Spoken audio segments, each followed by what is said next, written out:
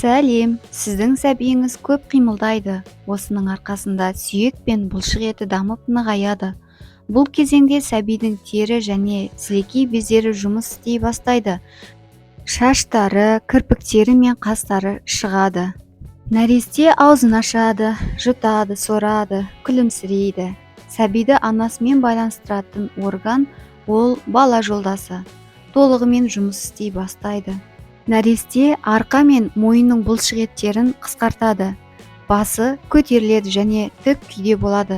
Қолдары шынтақ буындарында толық бүгіледі, ал саусақтары көп уақытты жұдырыққа жұмылады және кейде жұдырығын ашады. Есту органы толығымен қалыптасады. Енді бала ести бастайды. Балада өз иммунитетінің белгілері бар. Иммундық жүйе ананың суығына төтеп бере алады. Осы аптада баланың қозғалуы анық және оларды сезуге болады. Әр күн сайын қозғалыс саналы және айқын болып келеді. Осы мезгілде ұрықтың мөлшері 18 сантиметрге, ал салмағы 140 граммға жетеді. Жүктіліктің 16 аптасында іштің қысылуына байланысты үлкен дәретке бару мазаңызды алуы мүмкін. Алайда ұзақ уақыт іштің қатуы түсік тастаудың қаупін арттырады. Нәрестеңіздің алғашқы қимылы сезіледі. Әзірге іштегі қозғалыстар жеңіл және әрең сезілетін болады, бірақ әр апта сайын күшейе түседі және ішкі жанасу арқылы сәбиіңізбен байланыс жасай аласыз. Сіз зәр шығарудың жиілегенін байқайсыз.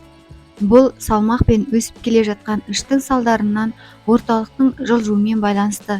Сіздің жатырыңыз жоғары өседі. Бұл сізге ыңғайсыздық әкелуі мүмкін.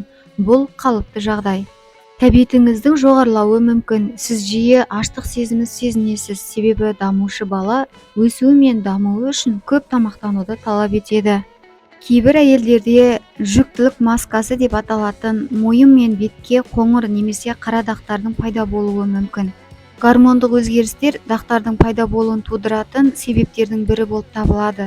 Күннен қорғайтын кремдерді қолдану арқылы теріңізді күн сәулесінен қорғаңыз. Себебі күннің сәулесінің әсері жағдайды нашарлатуы мүмкін. Осындай тері аурулары әдетте босанғаннан кейін бірден жоғалып кетеді. Гормоналды өзгерістер мұрын қабығын жұмсартуы немесе ісіндіруі мүмкін. Бұл мұрынның бітелуіне әкеледі. Бас ауыру, бас айналу, арқаның ауырсынуы, бұның барлығы жүктілік кездегі өзгерістердің себебінен болады.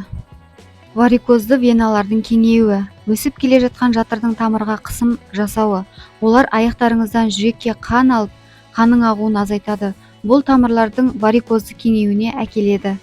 Бұл кезеңде міндетті түрде дұрыс тамақтаныңыз, таңғы асты ішіп жүріңіз. Жүрек жалғаған кезде жаңғақ, жеміс, қантсыз табиғи йогурттарды таңдаңыз. Ал жатарға бал қосылған шөп шайын немесе айран ішуге болады. Көп су ішіңіз, денені сусыздандырудан аулақ болыңыз. Алма, теңіз өнімдері, саңырауқұлақтар, жасыл жапырақты көкөністер, соя бұршақтары сияқты жемістер мен көкөністерге бай диетаны сақтаңыз. Жылдам қозғалудан аулақ болыңыз. Тегіс табаны бар ыңғайлы аяқ киімге ауысыңыз. Жақсы ас қорыту үшін үнемі аз мөлшерде тамақтаныңыз. Егер сізді іш қату жиі мазаласа, онда дәрі-дәрмектен іш жүргізетін дәрілерді қабылдаудан бас тартыңыз. Іш қатудың ең жақсы бір емі ол жемістер мен көкөністер болып табылады. Біраз өрік немесе кептірілген өрік жеп, бір кесе айран ішіңіз. Ысталған, қуырылған, сондай-ақ газдалған сусындардан бас тартыңыз. Жүктілік кезінде қажетті витаминдер. Ол ең бірінші кальцийді жатқызуымызға болады. Себебі кальций баланың сүйектерінің дамуын жақсартады. Кальцийге жататын өнімдер ол майсыз сүт, ірімшік, йогурт және бадамды жатқызуға болады. Фолий қышқылы баланың туа біткен ақауларын болдырмайды. Фолий қышқылына қырыққабат, теңіз қырыққабаты, бұршақтарды, сонымен бірге дәнді дақылдарды, яғни дәнді нан сияқтыларды жатқызуға болады. Келесі темір қан айналымын арттырады. Темірге бай өнімдер сиыр еті, жұмыртқа, соя, байытылған тұтас дәнді жарма, жаңғақтар, сонымен қатар сұлыны жатқызуға болады. Келесі протеин. Протеин ұрықтың ұлпаларының өсуіне жақсы. Протеинге бай өнімдер тауық, сиыр еті, үрме бұршақ, сонымен қатар сүт өнімдері. А дәрумені тері жасушаларын өндіруге және көруді дамытуға көмектеседі. А дәруменіне бай өнімдер: құлпынай, болгар бұрышы, манго, сонымен бірге картоп, қызанақ. С дәрумені балаңыздың денесінде коллагенді дамыту үшін қажет. С дәруменіне бай тағамдар: қысқы асқабақ, сәбіз, тәтті картоп, манго, сүт өнімдері, жұмыртқа, ет, сонымен қатар дәнді дақылдар. В12 дәрумені жасушалардың дамуы және ақ уыз синтезі үшін қажет.